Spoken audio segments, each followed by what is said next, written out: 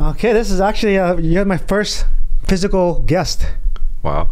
Yeah, first time. Like I've been doing Zooms a lot and informal. You're a hard man to reach. You're only a few floors above you. So I wanted to ask you. Yes. Did you grow up always want to be a soccer player? Always. A sport person. A sports person. Yeah. So were you always big into other kids? Because like when you play sports with us, you're a monster. In Europe, I'm also a monster. Yeah. Like my dad is huge, like size-wise. He used to be a professional basketball player, so I was always around sports. But like I had like a neighbor who was like a professional soccer player.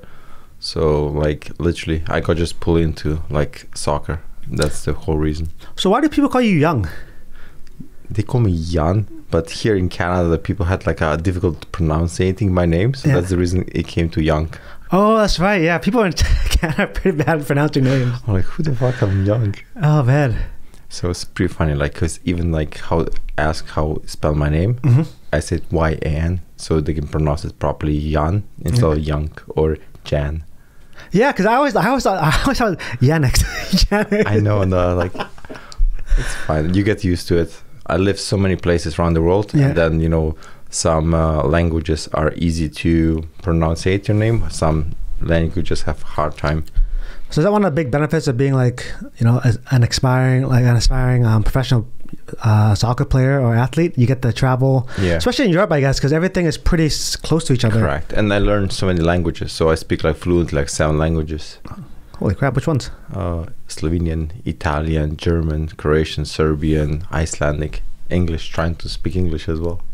I guess that's a lot more common in Europe. People speaking more languages. Here it is. Here, like maybe 2, Canada, maybe 3. US, the size-wise is so big, so people kind of in their own bubble. But in Europe, like especially in sports world, it's like this. You go to different teams, different countries. You hang with people. They have problems talking your language, so it's like whatever. You learn their language. Who'd you look up to when you're growing up? As Zinedine Zidane is one of my favorite players. Yeah? Yes. He's it seems like he's a very tough coach. Yeah, he is. As a player, he was also like crazy. Didn't he headbutt somebody in like the World Cup? We ever lost him. Yeah, that is pretty crazy. He insulted, he said like, Materazzi said like, oh, fuck your sister, and then he head bumped him. You can't talk shit about your family. That's true. That's a good point. Correct. So what about him did you like? Just the way he played? The way, like his skills, his level skill was on another level compared to like current. Let's say you have players now. You go to a game, you see kind of like skilled players, but then one person stands out with his skills. Yeah. And you cannot teach this. It's just like you're given. Like Messi, you know, doesn't matter what he does. He's like, you know, unique player. You have Ronaldo. He's also fantastic, but it's similar, but it's not this like natural ability to do something. It feels like more forced, but you know, nothing against Ronaldo. He's amazing player. So that's kind of like nature versus what is it? How do you say it? Nature versus nurture. Yes, I totally agree with you. It's like you have something, you know, nobody can teach you. Right. So that's some just kind of like DNA, right? Like just the way you're wired. But it's nothing to do with this. Like, you know, everybody has something unique about himself, you know, but people just try. That's the reason it's good to explore different options, different jobs, to find what's your best your best attitude, what you can like offer. I think one of the things I've noticed, like just growing up, is people have way different ways of just learning and interacting and adapting to, you know, school or the environment or whatnot. Exactly. But everyone, like the way people grow up is very cookie cutter, and they try to put everyone into the same type of situation and training. Exactly. Because you can see now, like even school teaches you just one thing, you know, school prepares you, okay, learn something, get a job, work for somebody, instead of like use your skills to open, like you working for a corporation. Why? Every day people complaining about, oh, I hate my job, I hate my boss, I hate this. And it's like, who's stopping you to walk out, you know, to do your own thing, you know? The funny thing is nobody's stopping you. So it's just like this like mindset, you know, even from like growing up parents, you know, they're like, get education, get a job, you know, you make money, instead of like get education to get the tools and start your own thing. That's the reason I started. Like I opened my first company when I was 18. Yeah? So in Iceland or where? Yes. Damn. So what's Iceland like for most people that have never been there? Iceland is compared to like Canada. It's like a different world, especially from a point of view. It's like a smaller country. It's like 300,000 people live there. It's like unique bubble. So everybody knows each other. So it's like very like safe place to live, but also like a bubble. So people are very friendly, but they've been through rough times like through the history. You know, Vikings have been adapting to the weather conditions and raiding other countries, you know, to get the wealth what they had. So we're still there. Like tourists come there, we see tourists as walking like dollar signs there, like come. What's the attraction? I know it's the what else? What's the hot water stuff called again? The geysers. Yeah, I think so. Hot springs? Yeah, hot springs, that's the word. Yes. So the whole Iceland is placed on, it's like natural resources. There are geothermal energy, so which is hot water under the surface. Iceland is one of the youngest countries, means that it's still active volcanoes there. That's the reason everywhere you go in Iceland, you still see like steam coming out of the earth. Do Canadians have a good reputation with Iceland? In Iceland, to tell you the truth, yes, because quite some Icelandic people move to, like, they go always like for education, go to Toronto, right? Halifax as well. Oh, really? I didn't know that. But not here to Vancouver. It's kind of far. It's easier to go to Toronto. Any Asians in Iceland? I have one friend. I know one person Asian in Iceland. It's probably too cold over there for most Asian people. It's funny. It's a good friend of mine. Yeah. But his name is Jens. So his mom is she's from Thailand, and dad is Icelandic. Interesting. But he's Asian looking. But surprisingly, when they came here to Vancouver, it's like 95%. One of my friends came here from Iceland as well. So he flew from London, I from Iceland. We met here, and he calls me, "Hey, dude, I think I went out wrong stop. I think it's Shanghai here." Oh yeah, that's right. I mean, there's so much like Asian culture in Vancouver. Like it is. You got so many restaurants. Like diversity in Vancouver is amazing. I love here Vancouver. Like so many different nationalities here work together because nobody cares where you're coming from. Like in Europe, it matters where you're from. Does it? Yeah. Like in London, people, let's say, there's a lot of people, let's say Polish people. So people hate Polish people in London for some reason. Really? And Iceland, we hate them as well. It's nothing to do with how they are. It's just the quality of the people that come from different countries, you know. Let's say this, like it's called workers, like temporary workers. They go for different industry, let's say building industry. So the quality of people that are coming from certain countries for certain jobs, you know, they give like a bad reputation to the country. So that's the reason people kind of have like country becomes like a bad rap. So yeah, I was gonna ask. So that's the reason in Iceland we say like it's a word like against like foreigners, like helvits utlendingar, means like fucking foreigners, you know. So how did you like end up playing soccer for like, you know, in Iceland, and how did you end up in Europe? So like I started my professional career when I was 11. So I got bought by a big club, like professional club, and then start making all my own money since I'm 11. So how does the business of like soccer work? Because I think here like no one really pays attention to soccer. It doesn't. So in Europe, like even at the age of like 7, 8, you have like scouts from all these major clubs in Europe. They're already like knowing who's good, who's not. And after a certain period of time, let's say 10, 11, you're already starting getting selected by these top teams. And then they just basically like get you under the management, and you have like a huge amount of like coaches that are, you know, it's not just one coach. It's like you have like for the smaller divisions, you have like multiple coaches like looking after you, making the skill set going to a different level. So then, you know, at one point, you know, you're playing in the group age till like 16, 17, 18. You know, I played on the national level, international level with like all these players, like, you know, like for Spanish national team, like all this, like all the top level teams when you see now, at one point we were like super like on the same level, you know.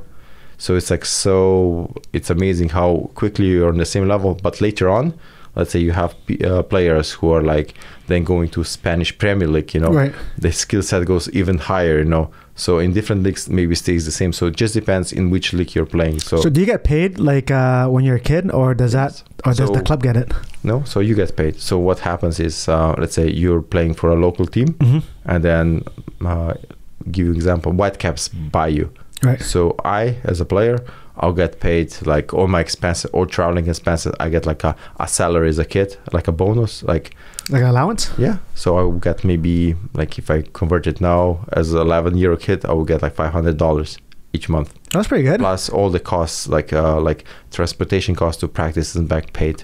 And this is like, I'm 11 years old, and then you're like I started my debut for my Premier League team at the age of 16. So then, you know, there's like a total, then you get like semi-professional contract, because you need to be like 18, you know, to get a professional contract at that time in Europe.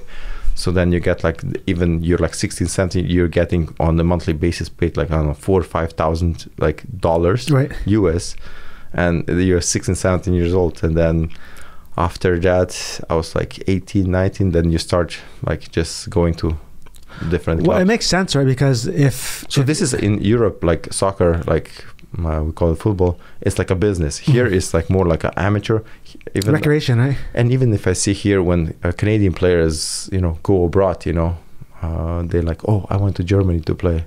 I'm like, really? What league?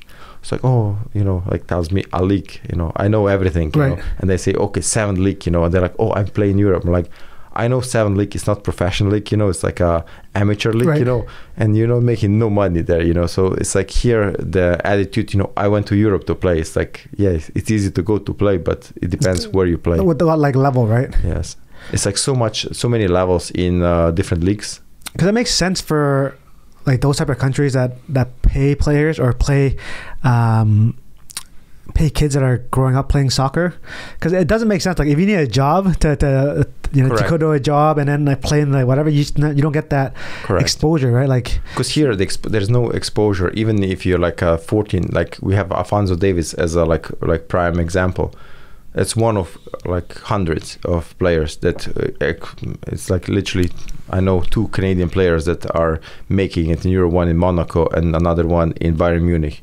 But that's it. There's no other players. Yeah. It's hard because even the skill level here with the Canadian, like how the system works here, I was like shocked how the coaches here is like just on physical. And like in physical, like the whole practice is based on like you being like running, you know, like I can run on my own, you know, right, and then be ready. But when it comes to the like technique, touches, and like just like this like a soccer IQ, it's like totally different. Like makes no sense. Why would I need to run if I know how to position myself? That I don't need to run. So I guess that they're more like tactical. Yes. I guess North America is more physical. That's the reason. Like it's been around, like, you know, soccer in Europe has been around for many years, and the level and the coaches and the whole infrastructure around is like a totally different level. That's, let's say, in North America, but it's coming here. It's getting popular here as well because it's outdoor sport and it's not expensive for the parents. Yeah, usually cleats. That's really the cleats and some shin pads. That's it. Yeah, and a jock. Yeah, that's it. Because, you know, hockey gear costs a lot, like ice skating costs a lot, like skiing costs a lot. Yeah. So it's a lot of this, I think, has a lot to do with this.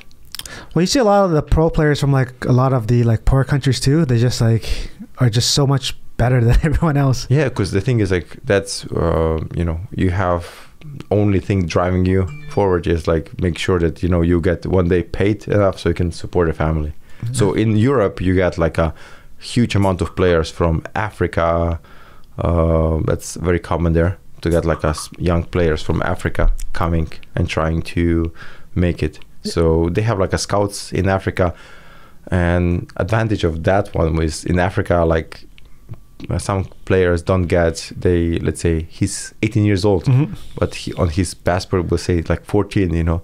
So sometimes you're playing for against French teams and, you know, you're like 16 years old and should be the same level, but the guy is full beard, you know, looks like, you know, 25, you know, so and you know it is, but you cannot do nothing. So they're sandbagging you pretty much. Yeah.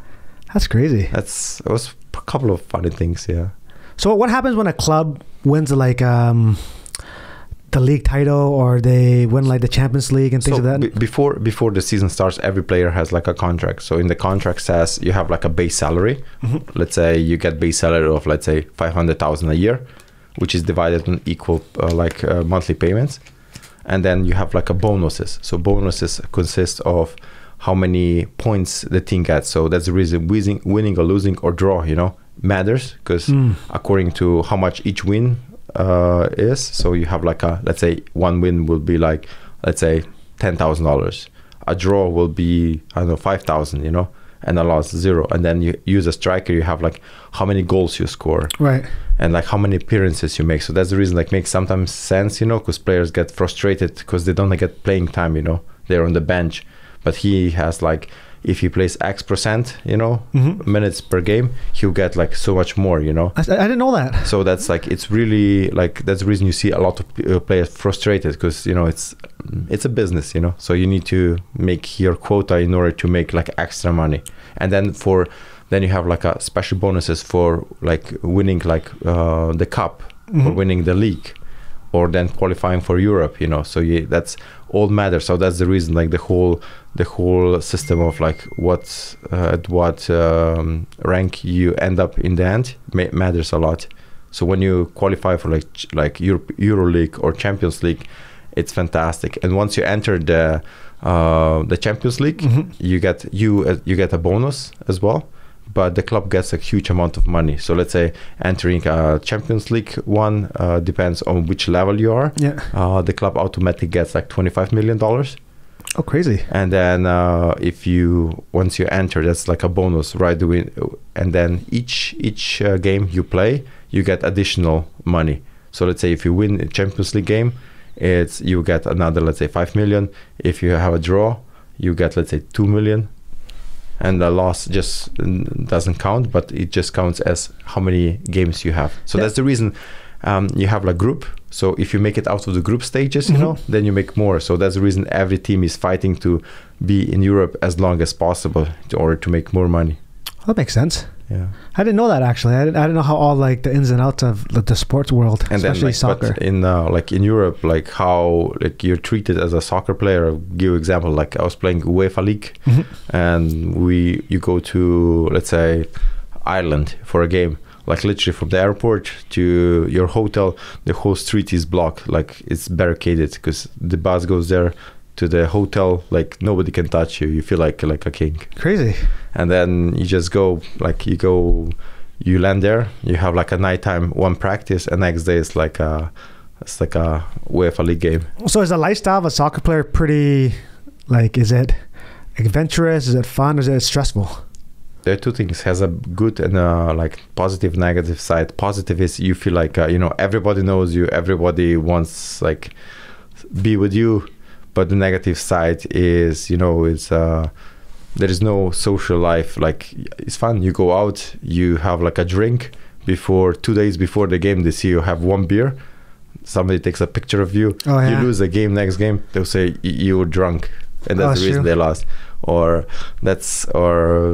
you have like the bad side as well. It's like every single practice is like you have like 30 people. They're playing to get like 11. You have 11 starters.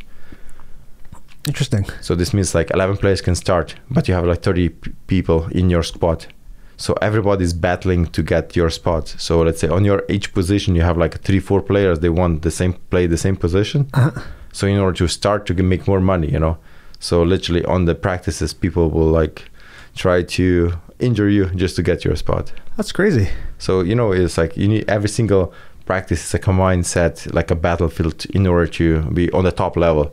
Amateur level, you have some position. It's easy peasy. It makes like pretty simple. Just who you are. But on the top level, this is like makes like it's a dangerous sport. Damn, interesting. So we're talking about the business of soccer. So you're playing sports. So you pretty much are traveling. You're getting paid to play soccer. You go out, people know you, and then what the drawback is if you do something stupid, it gets magnified. Exactly. And like as well as like this mindset, you go home, you want to switch off, but no, because you need to be focused on different games. You got like, you play a game and it's like, let's say the season was going well. It's like a lot of like this mental pressure. That's the reason you see a lot of players go to depression and stuff. It's nothing. It's just how your head works. Because sometimes players, let's say, don't get played. You have like sometimes you have coaches and they have preference their own players. Because when you're going on this level, let's say a coach comes there and the coach is brought by an agent, and agent has bringing also his own players. So the agent says to the coach, hey, you have to play my players, you know. So then you have like a preference of different players like playing. Interesting. So that's really sometimes like you have like a players that are better on one positions, but he's not playing because he needs to play. The coach wants to play his own players. So there's a lot of favoritism then, like a lot of relationships, a lot of. Yeah. I think that's with everything, like all businesses. It is. It's like every business is the same. So soccer is like same business because like let's say the coach and the player has the same agent. Of course, it doesn't matter. The agent will tell them, hey, to make both money, you know, play him. Yeah, there's so much that goes on in the background of everything, right? Correct. Like all business, soccer, everything. Especially like I seen it in, I was playing in Dubai and Kuwait. So it's like Arabic world. So there's a lot of coaches that are bringing the players from Brazil, Africa. Like the players are kind of uneducated. So they got like quite used. So let's say the coach will say, hey, pay me 10,000 a month. So I'll pay you. I'll play you, you know. So it's like the players just pay. Wow. So it's like that was in the Arabic world. So in the Western world, it's not like this. Do you think like Canada or US, even Mexico, will ever like have teams that can like play in like the Champions League level? So, you know, here in North America, Champions League is totally different. So here you have Copa Libertadores, you know. So it's like a different competition. So style of football here is like a little bit different than Europe, you know. So it's slower here, right? It's slower and more technical, like especially in like a South American, you know. But in Europe, it's more direct soccer. Like fast pace. Fast and like more like quicker, because like in Europe, like you have like before the game, you have like a sprinklers on, so the pitch goes like super fast. So that's the reason you see like the plays are almost quicker. So here they don't put water on it. So it's like the ball is slower. So that's the reason it's kind of like feels like slower. So do they do it for every different league? In Europe? Yeah, so I know like La Liga is less on defense, more like... True. It's just a play style of soccer. So you have like in La Liga, it's more like they want to be more technical. In Italy, they just want to play like super like strategically positionized, you know. So they want to be like every single move, how they move. Like in Italy, I played in Italy, so it's half of your training session or just how to positionize yourself. So it's nothing to do with the ball, right? It's just like if the ball is there, how you gonna do it. So you just basically without the ball, you just position the size how to do it. So it's really tactical. In Italy, it's like it's sometimes super annoying. Yeah. Like in England, it's more of like you have like fast strikers running like crazy, and that's it. You have like strong defenders and fast strikers. That's when they did kick and run. But now with the new coaches coming to England, and England has like is the most paying league in the world, you know. So now you have like amazing players coming there. So level of players are more technical, you know. So how would you rank the leagues? I think the best league in Europe is Spanish league, and I'll go second place. I would put like German league, okay, and then England. So England's the Premier League, right? Yeah, and then Italian league. So Italian league used to be like a top. The only thing is like in Italy was a little bit after the financial crisis was a little bit less money. But I would like Italian league would rank over like English Premier. You know, when I was growing up, I thought all Europe was like one league, like because that's how they have in North America, right? Like you play in NHL, NBA, it's all one league. Yeah. In Europe, it's the same, but this is a co-Champions League, you know. Yeah, but like each league is like individual there. So the money that's been pushed into Europe is just from the TV rights is amazing. That's the reason the players transfers are like going and like they're over the board. Interesting. So let's say Zinedine Zidane, when he moved from Juventus to Real Madrid, his fee was like 70 million. Yeah, I heard that. And then now, like a simple defender inside of English Premier League is costing 70 million, you know. And it's like, you're like, really? Hey, is Neymar still the most expensive transfer? Yes. How much is he? Like 100? He was 222 million euros. Jesus. So that's a lot of money. So when you get like a transfer, so do they have to pay the correct? So the how it works, like you transfer for one team. Yeah. So then the transfer rate. So first they ask you how much is your salary. So let's say you're making on a yearly basis, let's say 5 million. So the new team has to first match the salary. Once the salary is like arranged between, it's called personal terms.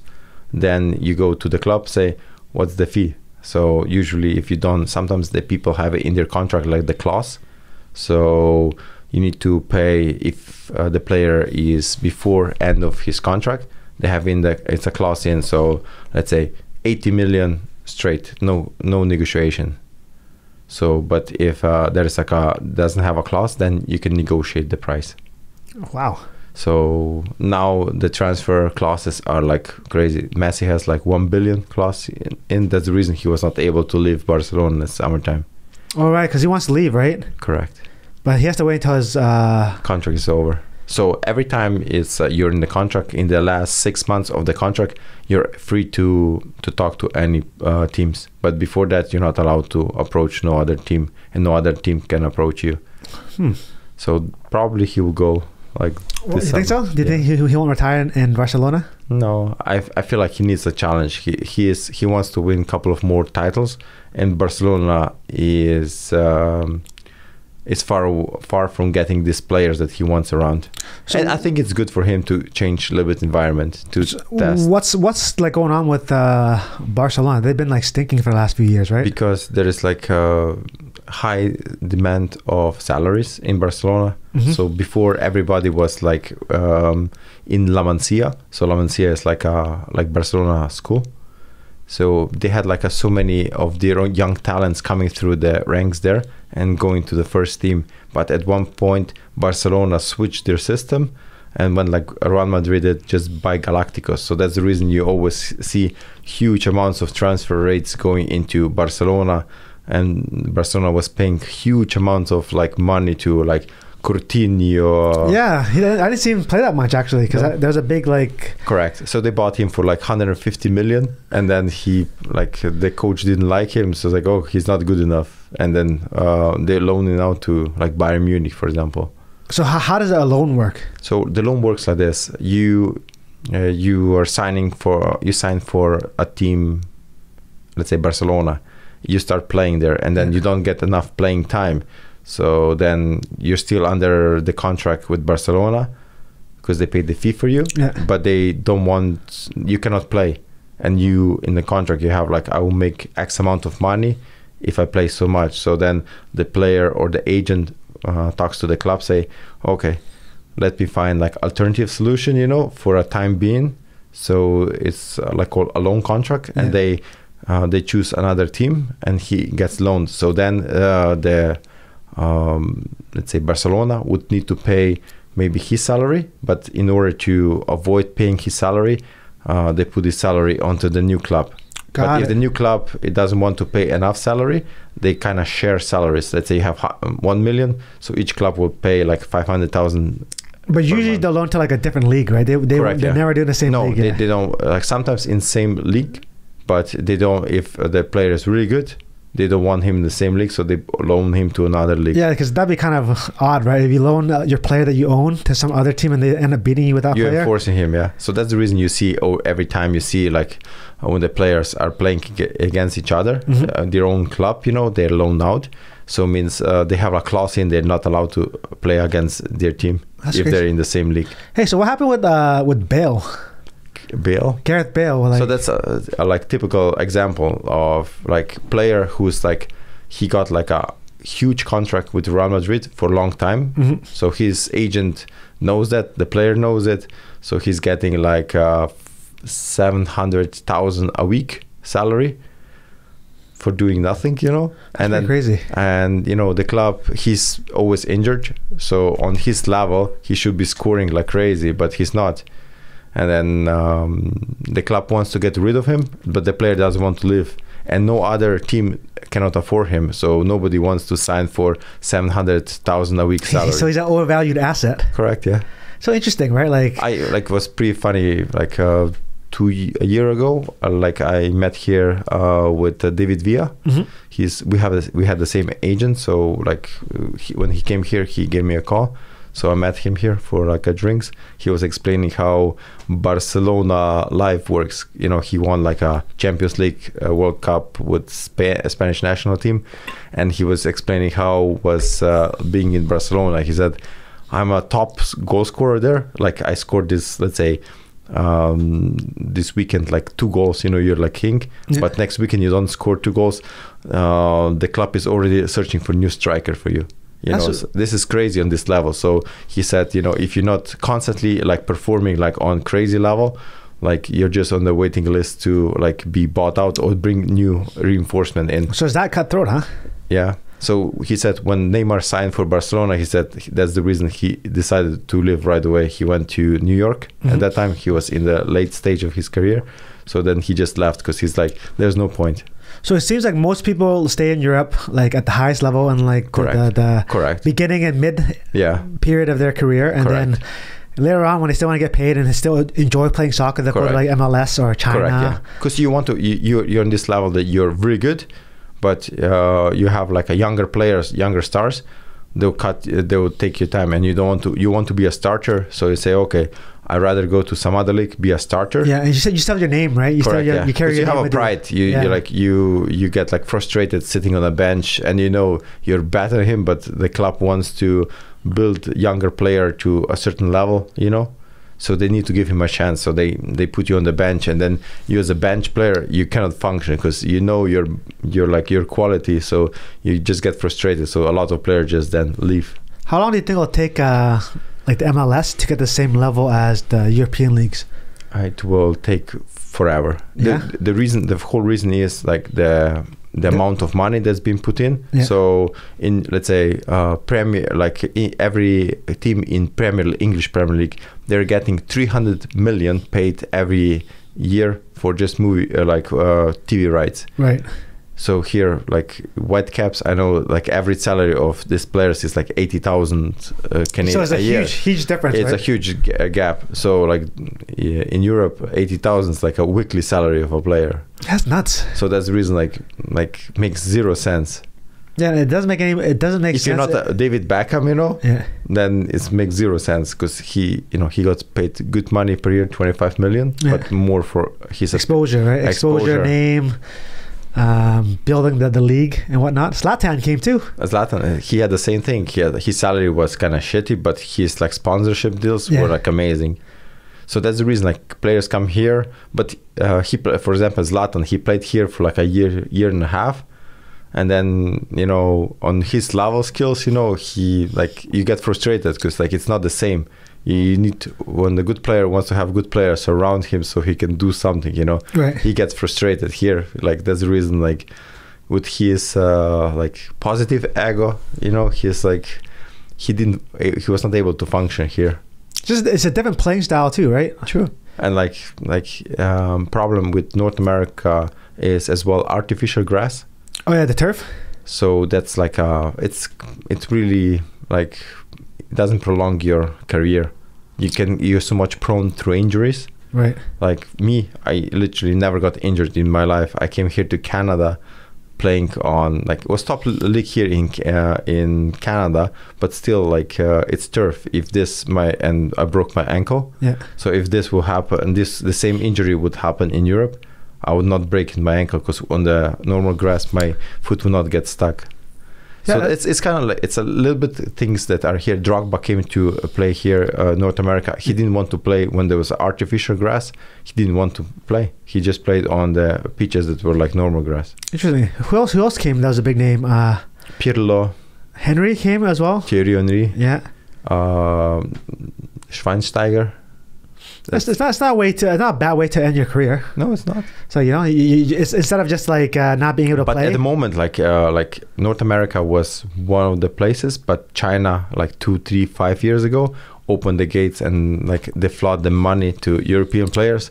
So a lot of like I think China's easier for them to go, right? Because it's actually a bit closer. And also they were throwing like crazy contracts at the players. So let's say the player in Europe was making, let's say, 5 million. China offered him 10 million a year. So every player went that. And now the China switch off the money. So now the players have the cap. So now all these great players are moving back to Europe because they made their money. And before was Russia as well. One of this, if you know who is Samuel Eto'o. No, I haven't heard of him. So he's a Cameroonian guy. He used to play for Barcelona as well, together with Messi and Thierry Henry. He's amazing like striker. So he was like there was like a private Russian club called Anji. So he went to he was world's most paid player at one point. Crazy. Because one guy was just paying him like crazy salaries. That's nuts. Ronaldo gets paid pretty well. I think he gets paid okay. But he produces though. The guy is all results. It's amazing at this, like that's the reason, like they're just like two players on the level, Messi and Ronaldo. They can produce every single year the same results. It's not easy, it's easy to produce 1 year, like let's say 50 goals, but like be like 15 years, every single year producing this kind of results. That's the quality. Nobody can match them. Do they also come up? I see like one good player now, like in German league, Holland, like the Norwegian guy. Oh yeah, the striker, the blonde guy, right? Yeah. I think he will be one, and Kylian Mbappe in like from PSG. Yeah. The French player. Aren't they trying to get him to Madrid? Yeah. His contract is out in this summer, so it is like how was his playing with Neymar? I think it's good, but the thing is like the same what Neymar was in Barcelona. He, Messi is Messi in Barcelona, so there is nobody but Messi, So being in the shadow of Messi, that's the reason he decided to go to PSG. I think Mbappe, he wants to do the same thing. He just wants to go out of like somebody's shadow. Yeah. But he's super young. He's like 22. That's great. How much is he getting paid? He's getting paid probably around I think 9 million a year. Well, they got him pretty good then, because it's for the 22-year-old, he's like amazing. But that's like young contract, right? That's like when you first start. Yeah. Correct. Yeah. And then like after your first contract's over, your agent will probably negotiate a lot for you. Correct. Yes. Yeah, the business of sports is like so. Because the thing is like out of how this works when the transfer is made, half of the there's like a portion of the transfer goes to the agent. So let's say 100 million is the transfer rate. So the agent gets also a portion of that transfer. So that's the reason it's good to be an agent. Yeah, but it's tough business being an agent. You really have to know what you're doing. No, you just need to have good contacts. Use the agent. Yeah. Let's say you're an ex-player, and then now all your players are either in the sport directors or coaches in different clubs. Right. It's very easy because then you call, hey, I have a player for you. But yeah, I guess you would need to actually understand the industry though, right? Like, correct, yes. If you're just someone that's outside of soccer or football and you try to come in and be an agent, it's pretty tough pickings. It's hard. I think it's everywhere. Like it's all about connections. Yeah. Even in business, like you come as a new country and you try to open like a business and you don't know connections, like it's hard to get something going. Yeah, like relationships and building those like contacts is a huge part of it. That's the reason what I did is like, I through my soccer career, I built a lot of relationship internationally, so which helps me now with like doing my business internationally as well. So for a lot of players that like make it to the higher leagues and like they don't continue their career due to like injuries, or they just I guess fall out of love with soccer or whatever, what typically do they do after? Do they typically like go into business, or do they go like into soccer somehow? They usually a lot of players, they start going into like being coaches or being like agents or being like sport directors. It depends what kind of level skills you have. Because if people who are making like this crazy money, they don't get educated. That's true. So when they in the career, all they know is how to like the sport business. So how does taxes work when you're a soccer player? So that's the reason. Like it depends in which league you are.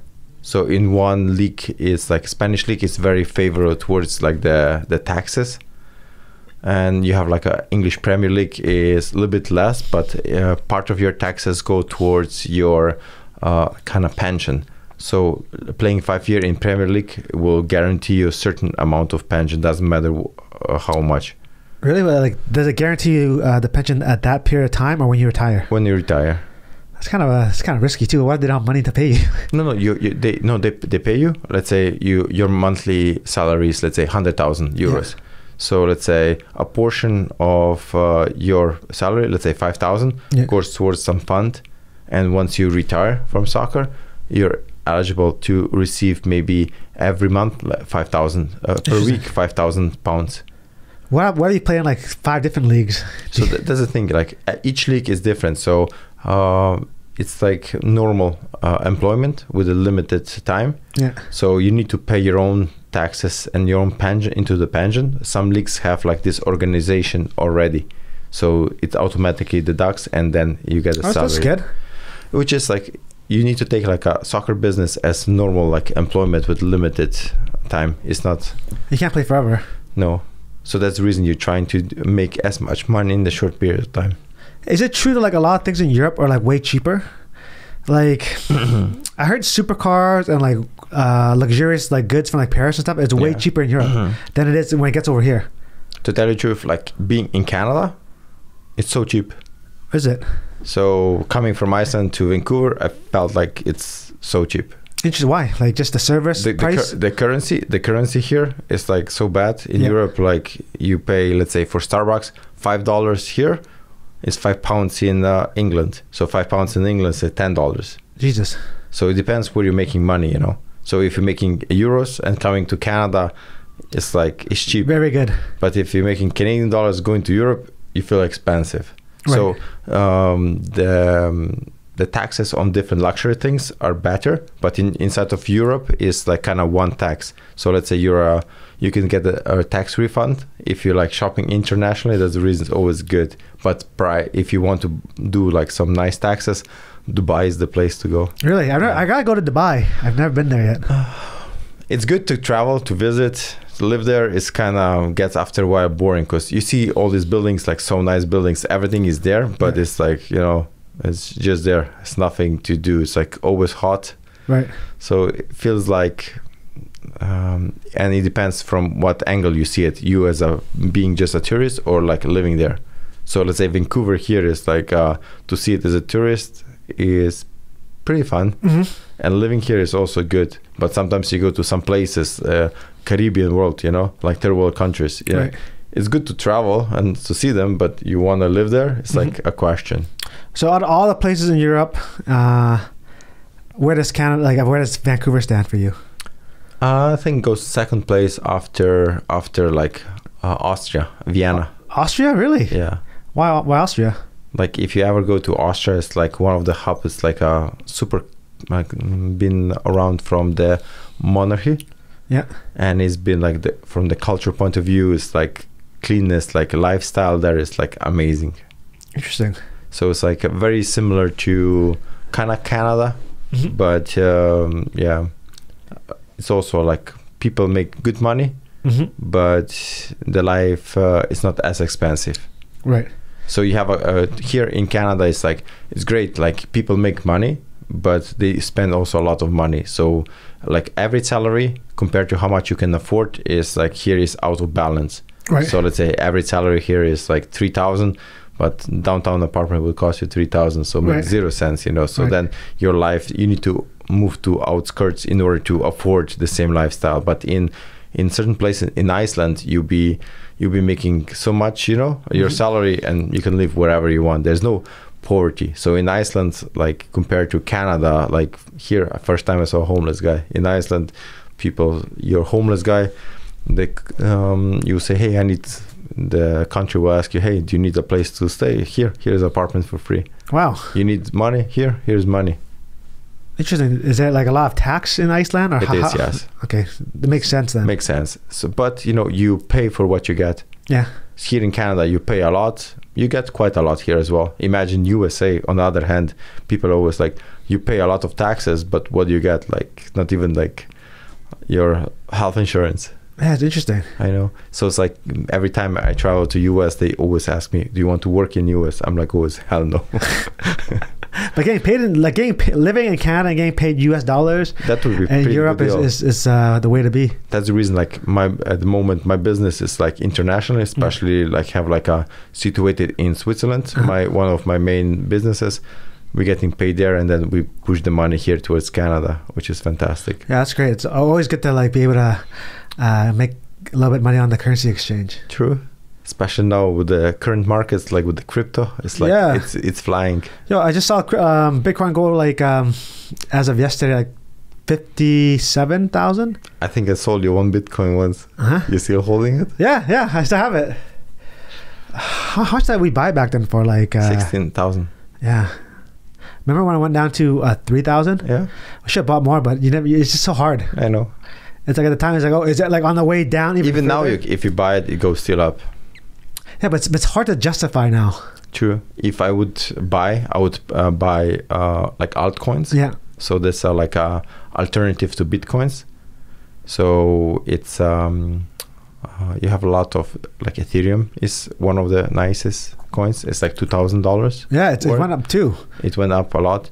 And you have these altcoins. If you want to get some real money buy Phantom.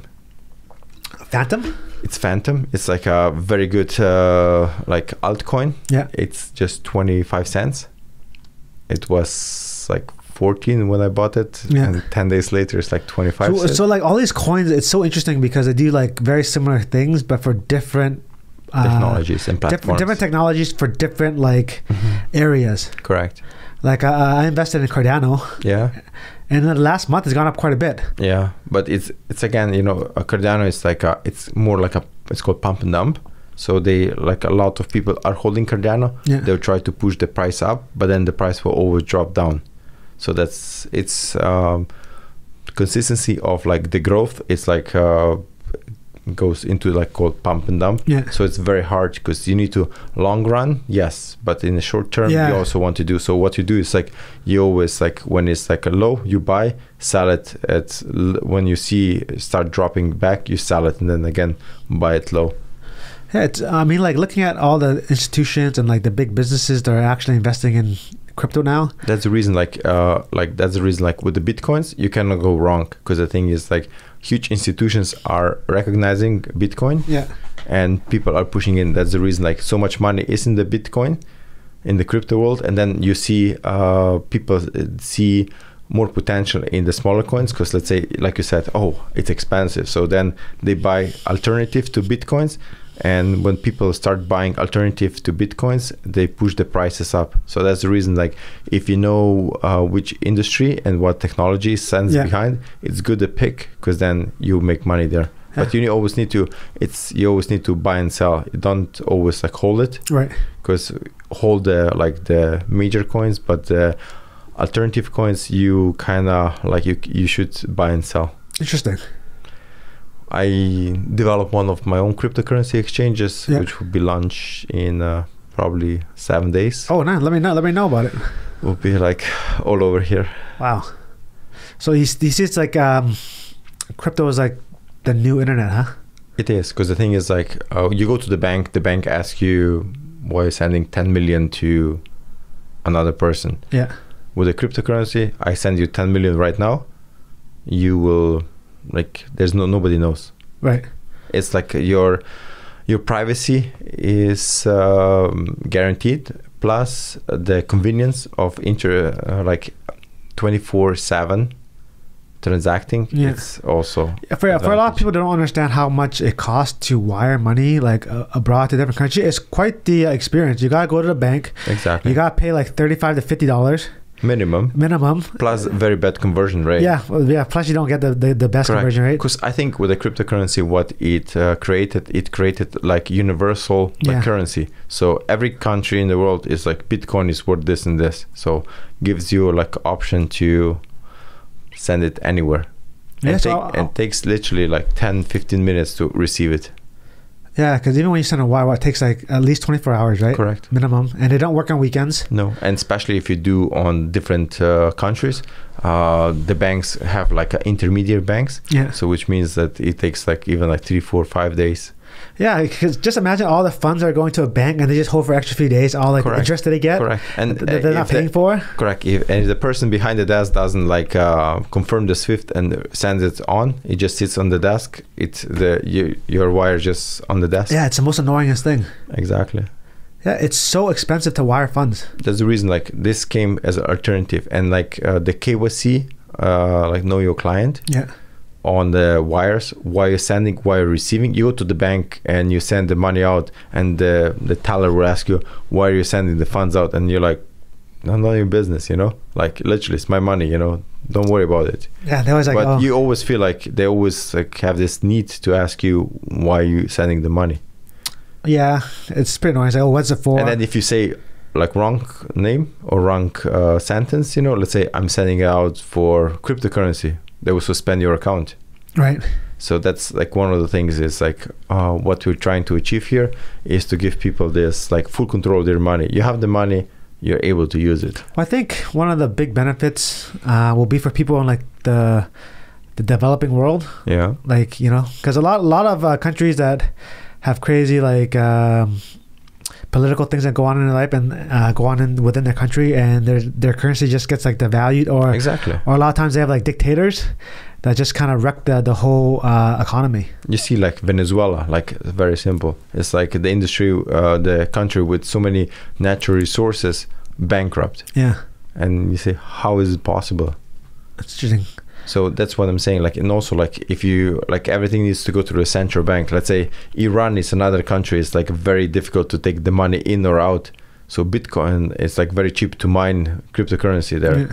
So that's one of the easiest way to like do the remittance. But aren't, like for mining like the actual Bitcoins now, probably like big businesses are in there. They can't really mine as an individual anymore, right? It just costs you way more than it'll... Correct. So a lot of my friends, they own like a huge mining corporations. Yeah. So let's say you invest $1 million into the mining company. Yeah.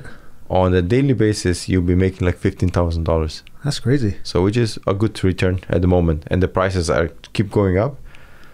As that's the reason a lot of people decide to invest into the mining corporations. I actually had a rig before too, but it was for a Litecoin. I think I had like 15. You but should still the have point, it. Man, I think at that time I was like, it was like $5 a coin, and it was costing me like $20 to get it. But like obviously, if you like held till now, definitely been worth it. So Bitcoin is currently like fluctuating around like $120. Like the funny thing with like Litecoins and Ethereum, yeah, the difficulty of like mining them stayed the same. But with the Bitcoins, the level of mining them, it goes always harder and harder and harder. That's the reason like your old machines will not work so as efficient that with the new mining machines. It will produce less and less and less.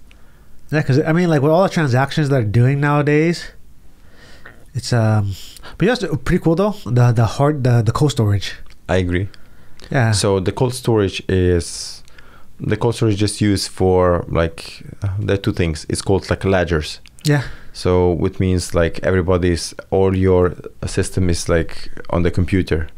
So the only time is like safe is like you unplug it, you know, so it's not connected to the internet. Yeah. So that's the only reason you like think you're safe. But the thing is like private, and it's called private and public keys. So private is your password, public key is like your username. Yeah. So username, everybody knows. Username is your wallet address. Yeah. And the password is your like 16 digits like words. So people like always bring this lingo in, like, because me as like a buyer and seller of like amount business I make through the cryptocurrency is amazing. So then I always have like people coming and giving me this lingo that is like, what's a public, what's a private key, you know? Yeah. And I'm just saying it's a username and password. Yeah, pretty much. Yes. But it's very the rate of like the technology and how much things have grown is pretty wild. It's amazing. Because even like when I was just upgraded my cold storage, I was kind of like scared that I was gonna lose my Bitcoin. Do you know how many people like come to me after now the Bitcoin went up, because they forgot their password, Yeah. That's just like, it's just sad that people having like 10, 20, 30 coins in like a cold wallet, but they don't know the password. You have to write it down, man. You gotta write that down and put it like in a safe. True. That's what I did. Yeah. I wrote it down just in case, because you're never gonna remember it. It's like impossible to remember. What my team did, we developed a couple of algorithms so we can like literally try to even if you forget it, we're able to get it in. So, but it takes forever. Yeah, that's a lot of that's a whole lot of combinations. Yeah. Correct. Yes. So we are able to run the combinations, but it takes forever to get like a hit. For sure, that'll take forever. But when you get a hit on like a good wallet, then it's pretty good payday. Wow. So, like, $50,000 US, $57,000 US for one Bitcoin. Correct. And before it was worth like nothing. No wonder the Tesla invested at this point, because like exactly amount how much Tesla costs, So one Bitcoin is equals to one Tesla, and now he's accepting Bitcoins for payments. Yeah. And imagine he invested before the Bitcoin spiked so high, he invested in like 1.5 million. He already made 1.6 million out of his investment of 1.5 billion. Really? So he basically more than doubled his amount. Yeah. And now he wants to put another 3.5 billion in. Yeah, but it's very interesting where the world's going. There's just so much opportunity everywhere. That's the reason, like, imagine like before, like there was like typical business, but now from typical business went to the business of sitting at home and like making money. Now everybody's investor, like, 'cause especially pandemic basically forced people to find alternative ways to make money. Yeah, everyone's like their own corporation now. Correct. Everyone's a business owner. Correct. Like, for example, now you have like a home. It's not just your home, it's like office as well. Because you cannot go to the office. Now you have your home office, and in order to pay for your home office, you need to make something to do. You have to have business. Yeah, that's right. And like, especially now, then you cannot even go to the bank. In order to go to the bank, you need to have a huge lineup. You need to have like appointments. Imagine now you have like cryptocurrency. I don't need to go to the bank. I have my phone and just send it to you. Yeah, paying people. It will come like a lot of. I have like some like football players. They want to get the heading contract. I want to get them paid in Bitcoins. That was like back in the days. Really? So if he got paid in Bitcoins at that prices compared to what's now, probably he's making pretty good money. Man, just imagine you bought like 10 when they're worth like nothing, or like at the time they're worth like nothing. I have friends. They refuse getting 10,000 Bitcoins. They were asked like, you want a shot on the bar, or 10,000 Bitcoins. Like, I go on the shot on the bar, So, but yeah, it's crazy. That 10,000 would be worth now like 70 million. I wonder how currencies are gonna work in the future now, because like really. Because now I think I see it's a Bitcoin. I don't see it more as a currency. I see it more as a commodity. Because now Bitcoin is even like higher now than the gold. Yeah. So I think it became like a commodity. Well, supposedly gold is you can potentially mine it in space. Supposedly, I don't know this for a fact, but that's what I heard. That would be great. Like, they landed now on Mars. They collecting like information like from the Mars surface. Yeah. Hopefully they find a lot of gold there. I heard supposedly there's this one asteroid that has like trillions of dollars of gold. Wow. But you have to mine it.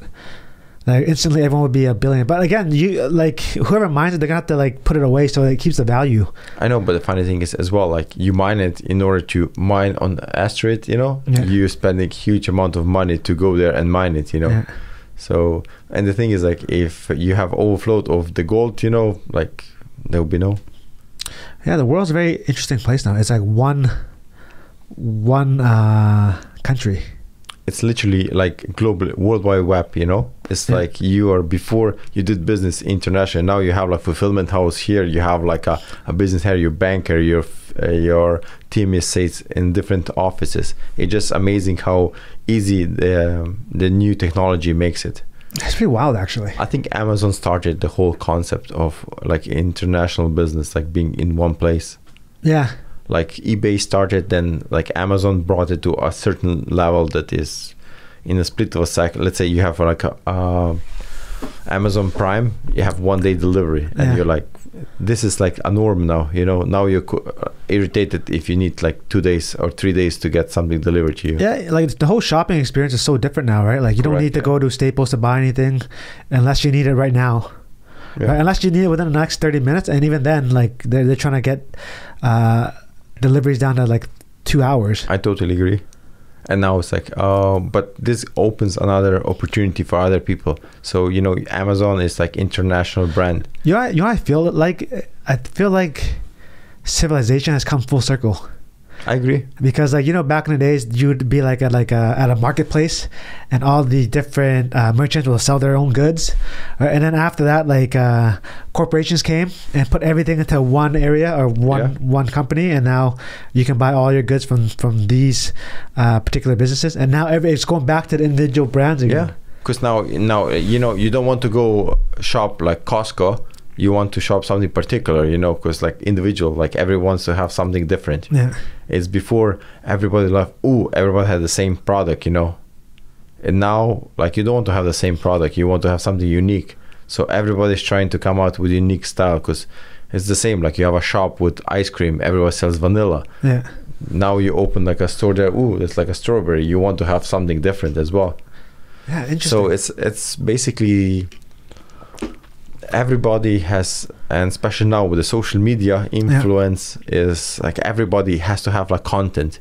Everybody wants to have something different. Same things doesn't sell. So now you want to always invent something new in order to show. So I think that's the whole concept of the stuff. Because like now, big corporations, you can be a big corporation or a small corporation. You can access to everybody. You have like online access to everybody, and everybody has access to you. There's no barriers anymore. So there's no barrier. Like you have let's say Best Buy, or like individual like a dealership with the cameras, and you can sell the same. You have access to the same audience. Yes, man. It just depends how much you're spending on marketing. Yeah, you know what I'm curious about? I'm curious to see if cultures retain their uniqueness. That's in Europe, with the European Union. This is already kind of being blurred out. Really? You know, so that's the reason a lot of countries in Europe they're like getting annoyed, because everybody is now European, you know. They don't, this uniqueness from every culture kind of starts disappearing, because European Union is forcing everybody to be in the same bracket. Right. So you need to have the same law. So before, everything was unique. This was like special. People say, let's say you go to a certain country, they don't have this food and this food and this food. I'm like, what's the point going to another country if they would have the same food as here, you know? Right. This uniqueness, you go to some place that makes it special.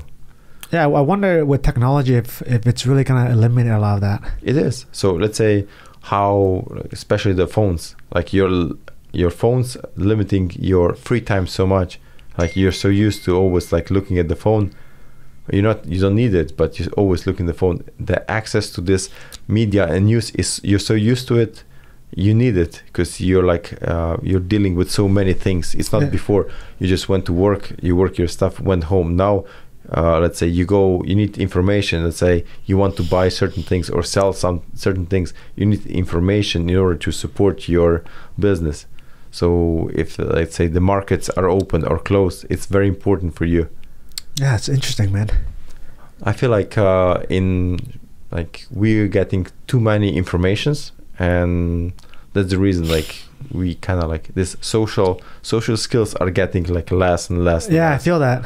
So I feel like, you know, everybody, even like we meet, I know everything about you from your Snap. Everything is like, you're gonna tell me, I went like snowboarding. I'm like, I know. Oh man, you know, it's like it's kind of sad. Yeah, I gotta get more private, get off the grid. There'll be probably services like that to stay off the grid, but yeah, it's very odd. I agree. Everyone is like a public figure now. Yeah. So everybody's like an influencer, kind of, you know. Yeah. And then when you actually meet these people in real life, you're like, okay, you really influencer, you know, because like on social media you can present yourself however you want, but then when people like actually break you down, you know, you like really see Okay. There's a difference, right? Like It's just different. It's like I'm following this person for what reason? right. It's perception Yeah. versus the reality Correct. of it. Especially everybody goes to the same places, post the same pictures, you know, the same thing, you know, like it's just about the content. That's the reason, like every time I see like following like certain people, it's like, yes, you see something like interesting there, but like I want something unique as well. So you just see like good habits, but that's their life, you know, it's not your life, you know. Like to follow some like on the internet, like some person like life it doesn't excite me, because like you're just missing on your own life. It's better just to enjoy your own life and Agree. live your own life. Agree. So how's parenthood been for you?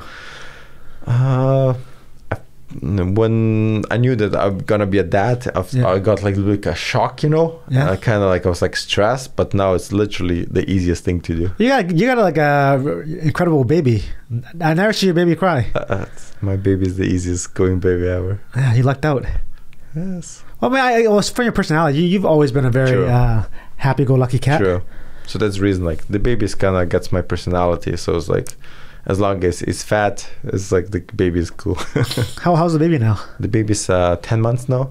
Wow. So she's been a joy. So you think you have any more kids in the future, or like just one? I think I'll have more, but I'll give it like a few years. Right. Just because this is super enjoyable. It's like I feel like very enjoying my stage in life. It's not too overwhelming yet. No, because especially with my load of work, it's like I have limited time. So if I would need to take care of more, would be kind of hard at this stage.